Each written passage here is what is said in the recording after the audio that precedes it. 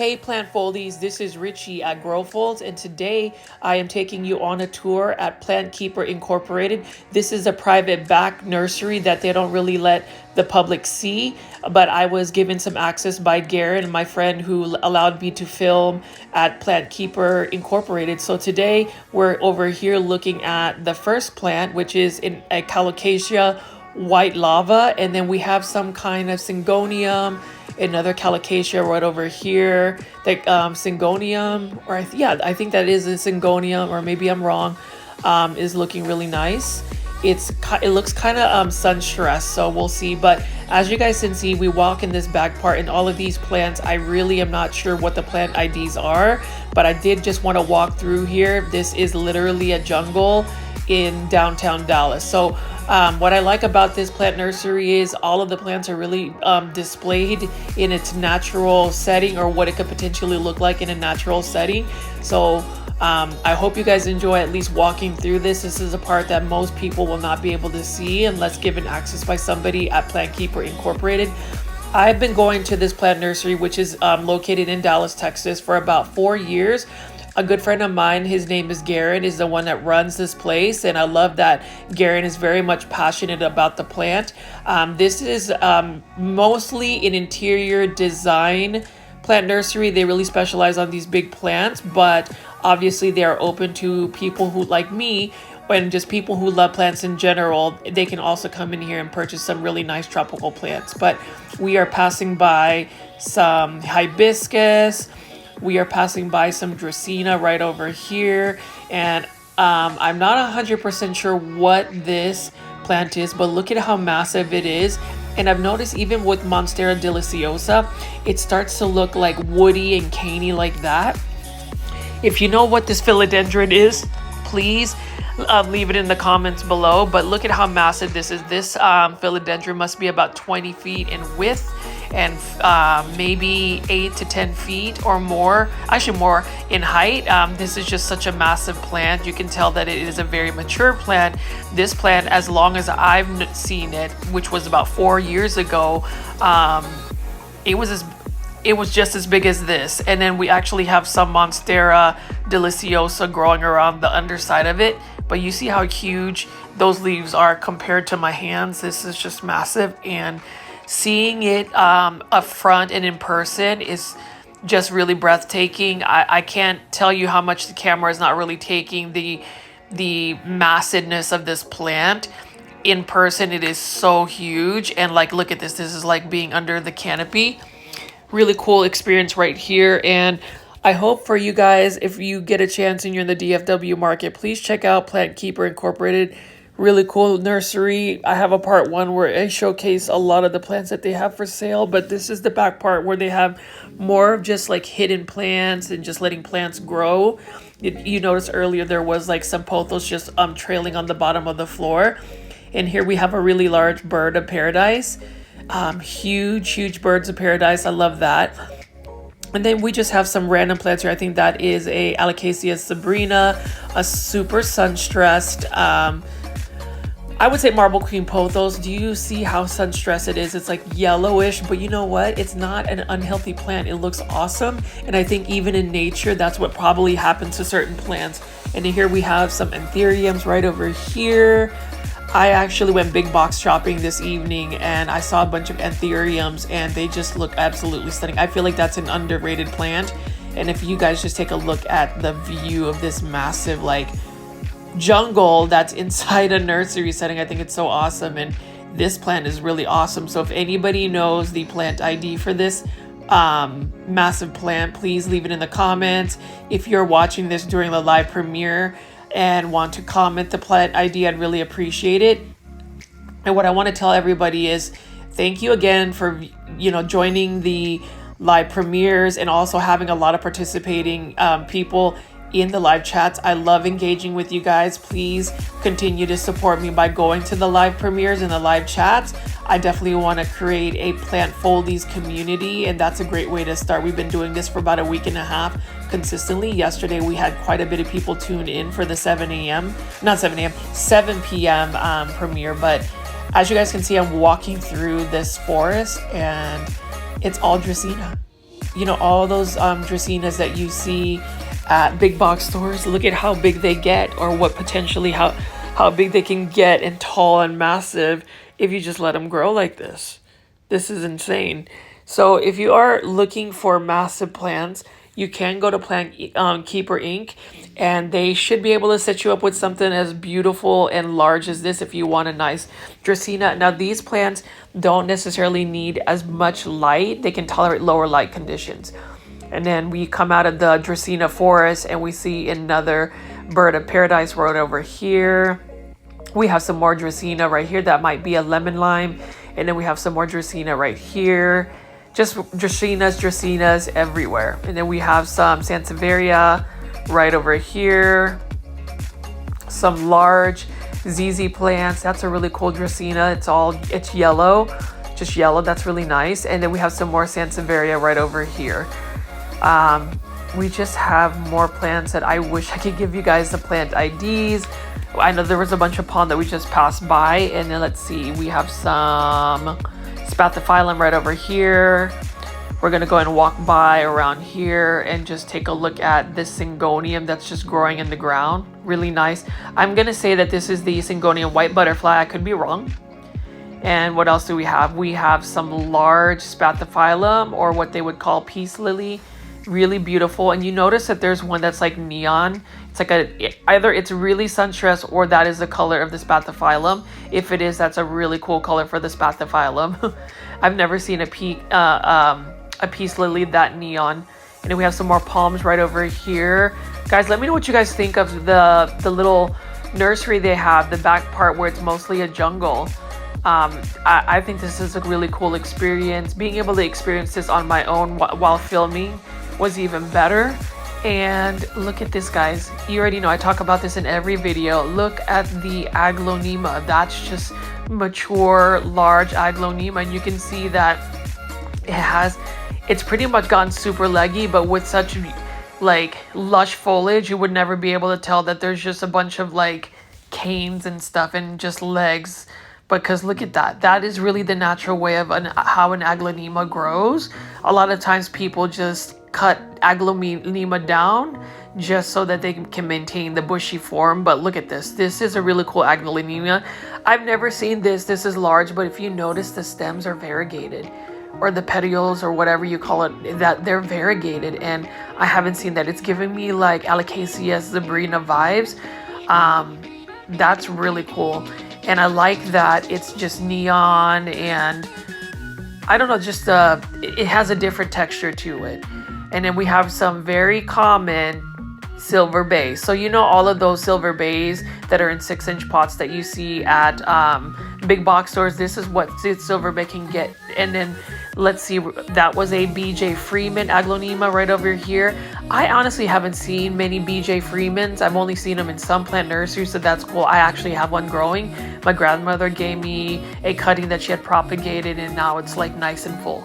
And then that is an Aglaonema Silverado. I ended up getting that at Callaway's, which is another plant nursery here in the DFW market. And what else do we have right over here? Just more silver bays. More silver bays. We have some stripes, Aglaonema stripes. That's really cool. I haven't seen Aglaonema stripes out in a while. There's some more Aglaonema stripes right here and right over here. And it's really cool that all of these Aglaonema are so massive and large. Now, some folks have asked me what are the simple care tips for Aglaonema. I would say definitely be very conservative about your watering. Aglaonema, the quickest way to kill it is by overwatering. Aglaonema do need bright indirect light. A lot of times people say that they're very much low light tolerant, but they won't grow their best if they don't get as much light. So bright indirect light is always the best for them. Those are my simple care tips for Aglaonema. Now we're looking at like some Bugilia that we passed by, and Bugilia blooming at this time of the year in Dallas is insane. But you know, obviously the room temperature here is very humid and tropical, and I don't know, it's warm, so I don't think that these Bugilia care what time of the season, as long as the right, you know, conditions are there. I remember going to California seeing like walls of Bugilia. It's absolutely stunning. It's a nice, beautiful plant. And this right over here is some kind of fern looking type tree. I love that. Look at the silhouette it gives. It reminds me of origami, like origami paper cranes, which is something I used to do like pretty much daily on this channel. So this used to be an origami ASMR channel. And then I was like, let me see if I could just do plants, because I was a little bit more passionate about that. So here we are at Grow Folds. But to go back to this, look at this tree. It reminds me of a ginkgo tree as well, but like an indoor ginkgo tree, just the shape of the leaves. That's a really beautiful plant. And then we have some agave right here. Don't know the exact plant ID for that. So if you guys have the plant ID for this agave, please drop it in the comments. And then we are going to look at some of the plants that are really getting the sun. And look at how beautiful the lighting is in this nursery, especially hitting those leaves of this alocasia. Not sure what kind of alocasia that is, but that's a beautiful one nonetheless. And then we're passing by a bunch of plumerias. Not sure what that plant is right there, but that looks really cool. And we have some ZZs. We can go walk over here. This looks like a banana plant, some fern. We have some really interesting marble queen pothos that are mature. So they're about as big as my hand. So the thing about pothos is if you let it trail, it'll just have smaller leaves. If you let it vine or at least attach to something with multiple aerial roots like this, it can get so big to the point where an Epipremnum aureum or pothos will like actually fenestrate. I've seen that at some nursery out in Fort Worth. I don't remember, but it was really cool to see like fully matured Epipremnum aureum pothos in the mature form. Now we're just gonna walk back again. I just like walking through this little jungle forest to see all of these plants. If you recognize any of the plants, please drop the plant ID.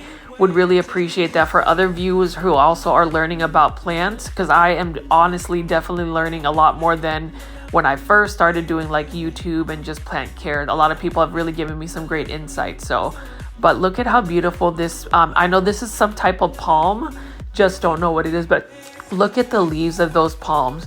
And then we talked about Ficus Lara, a lot of it during the first part of the Plant Keeper Incorporated nursery tour. I did part 1, but look at how huge this Ficus Lara is. So 2 things are going for this Ficus Lara. It is tall and it is very branchy and full. Some Ficus Lara, they end up like getting tall, but they lose a lot of their bottom leaves. But that one has like literally maintained its compact shape. And can anybody tell me how gorgeous all of this lighting is hitting these plants? It's morning when I filmed this, and just getting that morning sun hitting these plants, they just look very electrifying and just neon and just bright. We're going to take a look at this. So I gave Garen a Syngonium years back, and he had it growing here, and it looks like this is that one's a Rhaphidophora discordia, but this is probably the remains or the Syngonium itself. It's literally crawling all over the bottom of this nursery. So I think that's really interesting. And then it's interesting to see that they have a coleus plant right there. And we have a Philodendron lemon lime, Ficus elastica altissima. Love the green on green variegation. And this is one plant I wanted to highlight. So about 4 years ago, I ended up buying this golden dragon. I actually gave Garen this Philodendron Aurelia. Bataphyllum, I think that's how you pronounce it. Or the golden violin. We'll just say the golden violin Philodendron. And I couldn't keep it. And I was like, well, I had to like purge plants. So I ended up giving this to Garen. And it was there was like 2 leaves in like a 3-inch pot. And now 4 years later, it's stunning. Did you see like just how bright the leaves were? And then this is another plant I gave Garen years back. It's the golden dragon, and look, it's starting to really mature its leaves, because definitely when I gave it to him, they were very juvenile leaves, but now he's had it growing up a pole in very good conditions, and it is doing very well. So like those leaves are green, but as it gets mature, it starts to have this like speckling, like yellow variegation. I think that's really cool. This is a cool Ficus umbellata. Look at how in Ficus umbellata, when given a lot of bright and direct light, it just gets sun stressed to where it looks neon. That's really stunning. And if you are seeing this in person, these yellows and neon colors really do pop. I still can't believe that he's grown that plant so much. And then also the golden violin was really beautiful. They have a little begonia right over here. We have an Aurelia. So this is an Aurelia that looks like the one I rescued, but mine is variegated, and that one has some like sport variegation of like Aurelia greenish lime color. Really cool though. We have some more of that Syngonium right over here. I love looking at that and the fact that that was a Syngonium I gave them, and then it's just kind of crawled all over this place. So super cool with that. And then we have some non-flowering orchids at the moment. We have some kind of Alocasia right over here. I'm thinking it's a Regal Shields. And then we just have different types of plants, but these are all orchids that have yet to bloom. I've been here before where they were all blooming, very, very beautiful colors. And then we have another Calocasia right over here. So I'm just curious, guys, what is the difference between an Alocasia and a Calocasia? If you know, please leave it in the comments, leave it in the chat if you're still around this video, and let me know. And then we just passed by a bunch of those Ficus Lara. I still want to revisit that one tree that had some beautiful leaves that looked like a ginkgo. It looked like origami paper cranes. On the right of the screen, I'm not sure what type of plant that is, but this one right here is an Alocasia halo. Really good looking variegation right there. I would totally add that to my collection. And I'm just going to go back to this jungle of what you call an Alocasia. So I would say the biggest highlights of this part of the nursery, or the private back part, is they have a bunch of really large plants that are just doing their, they're doing their best because they're being given the best lighting conditions, and then they're just being left alone. So there's not a lot of people that really get this access to go back here. There's a bunch of plants that live very well with each other. This is interesting because we have a very sun-stressed Philodendron Brazil, and it's gotten to the floor. And notice how like the leaves start to get greener and larger when it attaches to the bottom of like just a surface, or if it climbs up a surface. That's really cool too. And again, I wish I knew the plant ID. I'm not going to try to butcher that because I'm not 100% sure, but that's an awesome looking plant, massive and for sure. And then that's the entrance part of the private nursery. We're just going to be passing by a bunch of these larger plants. That's a Bugilia right there. I wanted to look at that Calocasia white lava. Look at how awesome that is. And as this Calocasia actually matures, the white part gets bigger and larger, and you can see those stripes looking really nice, like it's like lava, white lava coming out of a volcano. But yeah, so the fact that this Bugilia is in bloom is amazing, and it really just pops. Like, I love Bugilia. I hope you guys also love Bugilia. If you do, leave that in the comments, what color Bugilia you like. But for the most part, this type of video I'm doing right now is literally just walking through and just showing you what these houseplants we think of could look like in the wild. And I just wanted to pound it again on how massive these Aglaonema is, in this plant nursery, just because that's my favorite plant. And this pretty much sums up my Plant Keeper Incorporated Part 2 video of the private part of the nursery. Please visit Plant Keeper Incorporated. It's in downtown Dallas. They used to be called Scape Supply. Say hi to Garen for me if you visit. Let him know you came from Grow Folds, and let's just keep admiring all of these common but beautiful massive Aglaonema. I might actually end up getting one of these massive Aglaonema the next time I come around. I'm thinking the stripes, the ones right over on the far right, because I have Silver Bay already, so like there's no need for me to get another plant. I'm already running out of like space for all these other plants, especially after I did my big box plant shopping tour yesterday at Walmart, where I ended up finding like a bunch of really rare philodendrons. So if you haven't seen the video, please check it out. But for now, let us look at how beautiful this foliage is for these Aglaonema. Like, I can't believe that that's the Aglaonema stripes. Beautiful. We have large specimen pieces of Aglaonema like this because it takes a while for them to get that large. Like, this is a really cool Aglaonema. That's the BJ Freeman. This is another BJ Freeman. It gets really large actually. And then we have a Silverado, Aglaonema Silverado. I ended up getting that plant at Callaway's, like I said before. Another BJ Freeman.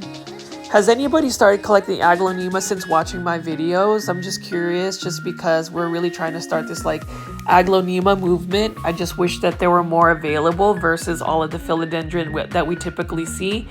Definitely think Aglaonema are very underrated plants. If you agree, let me know. If you disagree, tell me why you don't think they should be more popular than they are, because like, look at this. Look at this Aglaonema. Now I know this, I don't even know the plant ID for this Aglaonema, haven't seen it, but what's really interesting, and I pointed at this earlier, is that it's gotten, leggy, but look at the variegation of its stems. The variegations of it, its stems kind of remind me of like an Alocasia sabrina. Really cool variegation right over here, and I just like the leaf pattern as well. I was trying to get Gary to give me a cutting in that, but he said he would just try to look for a full plant. I don't mind propagating this, that would have been awesome, but totally get it. I think he might be able to find me this Aglaonema. I just wish I knew like the Aglaonema plant ID so I could do a little bit more research, but I will be ending this video quite soon. For those that have made it this far into the video, thank you so much for your time, for viewing, for chatting, for leaving comments. I hope you guys continue to tune into my premieres at 11 and 7 a.m. every day. And for now, let's keep, looking at these plants. I will give you guys big box tours, plant tours, nursery tours all over the Dallas market, as well as potentially show you my personal collection of plants. We are anticipating some bad weather, so I'll just see you on the next one.